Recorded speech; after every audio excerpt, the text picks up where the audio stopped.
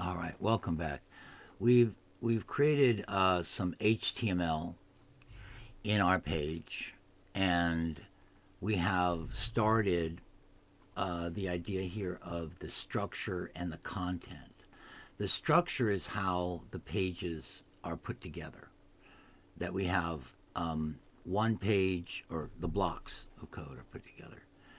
We have one P tag, another P tag, another P tag. All these I don't know, all these tags are siblings of each other. They're on the same level of each other. In fact, if we go and we look up here in the path, just watch this up here as I switch between them. They're all under the body tag. Okay? So that's the start. That is the start of our HTML, our structure, and the content. The content is the stuff in there. So this is the inner part of the tag. That's the content, the inner part, and the inner part, right? That's the content. In fact, anything inside the tag is the content.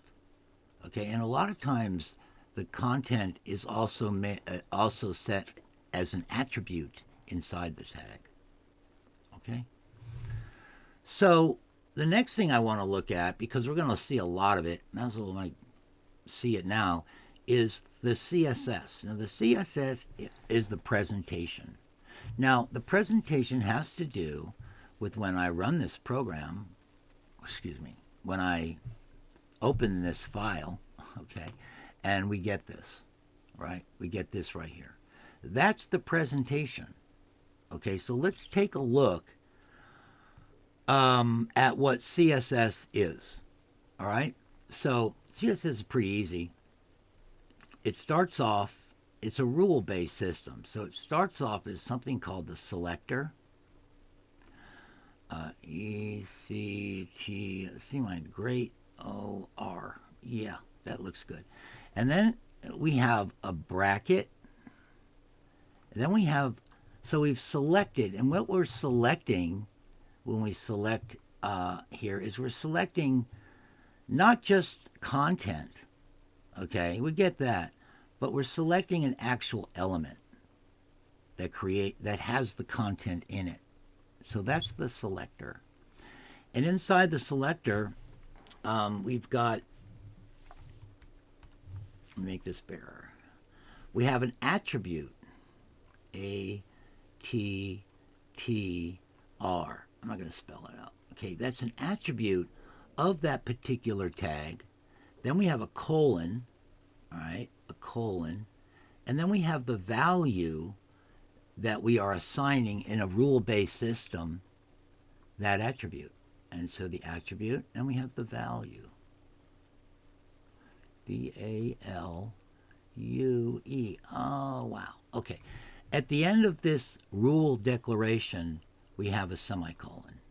And the semicolon says, okay, on the selector, pick out, say, an attribute like color and set it with this colon to a value like red. And then we have a semicolon that ends that rule base. And for just one attribute value, we end this with a curly bracket. Now, this right here, I don't know, how do I highlight this? This right here is CSS. Now, it gets more complicated in the fact that grabbing out of an element out of all this can be difficult. And we can get to the first letter of granularity usually in our text, and we can get to the first line in our text. All right? But after that, it's very hard to get more granular. But we can get to any element by selecting it. And we can use the path to that element to do that. So once we get a selection of the element that's in cache, we apply a rule to it, a rule on some attribute that is intrinsic in that particular element. A P tag and a span tag, although one is block and the other isn't. And the HR tag is a lot different than an H1 tag. And those are defined. And as we use HTML, we learn how to get to those. We learn what they are because there's just so many that they're what they are for each individual tag.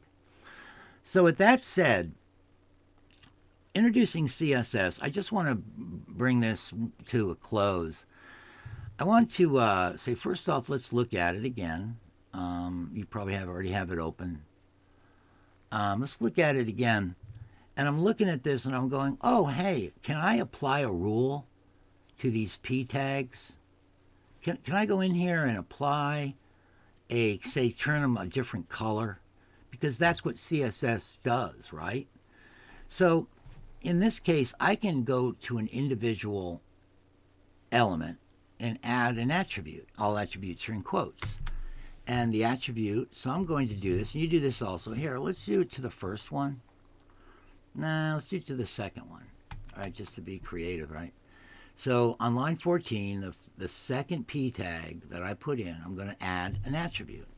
And it will be a CSS rule style attribute. So I'll go style, style, equals, and then when I hit equals, by the way, Visual Studio Code and Emmet puts my cursor right in the middle. Now right here, I can add a CSS rule.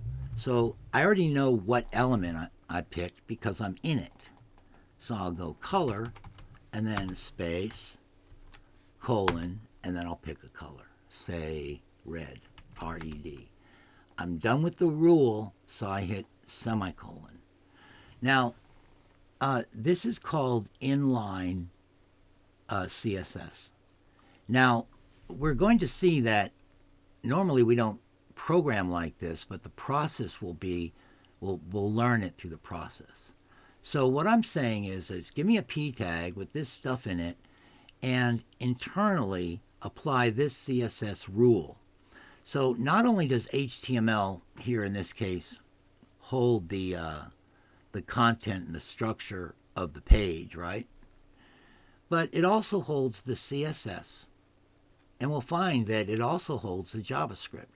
So you could actually use an HTML document like a website without the CSS, without the JavaScript, and it would just be structure and content, where content is most important, okay, especially for an API, an application programming interface that's connected to the HTML in the future. So there's our page. Let me bring my page over, and I go, oh, okay, whoa, nothing happened. Nothing happened. I changed the color to red right here. Oops, where is it? I changed the color to red, and it's saved. I can go file save if I want to, but nothing happened. Okay, so let me stop a moment. Just take thing here is that in cache, we still have this value of the original value. It isn't in there. So as you can see, if I just look at what's in here, I got a color red. So why isn't it? You know, it loaded it. So why isn't it red? Well, because I'm using the old value of the cache. You see, just because I've changed something here doesn't mean the browser gets that update. Let me say this another way. Just because something changes within the structure of the HTML, the browser, which is the client of the page, the server has to be updated to get that. So this is, in a sense, a server on a program inside a web operating system. It could be a phone operating system. Professor uses demo in class. So it could be that,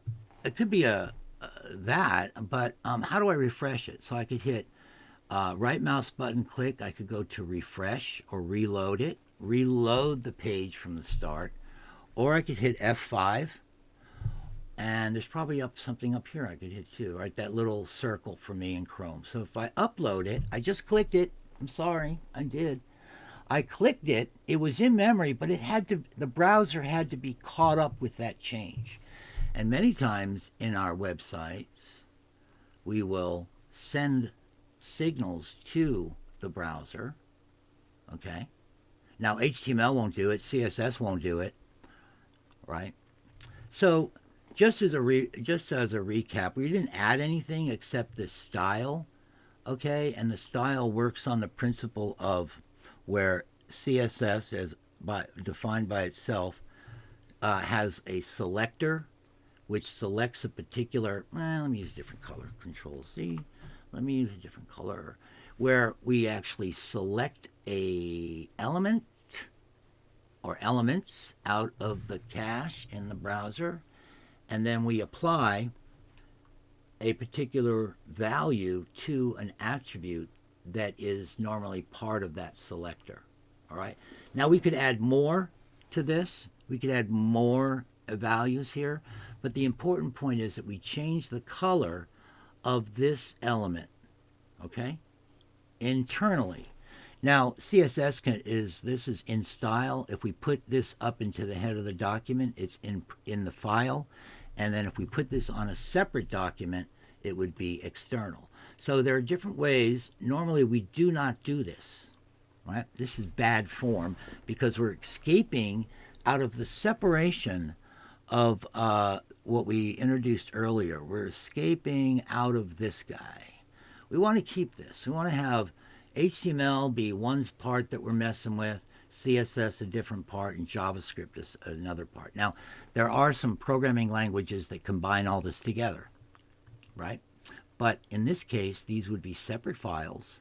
In fact, this has a name for it. It's called unobtrusive JavaScript because we are separating the design. We are separating all those things you see in front of you, right? Let's just say it like that. Okay, so we changed it to red, and then we had to refresh the browser or send it a reload signal. We did this hard code. I just clicked it in hard code, clicked it right there, and we changed it. And if I come back and I change this to blue, BLUE, right, it's automatically saved. I go to the browser. It isn't here. I have to send that refresh signal, click it, and it turns to blue. All right? So let's leave that there and come back to another tag. So I'll see you in the next video.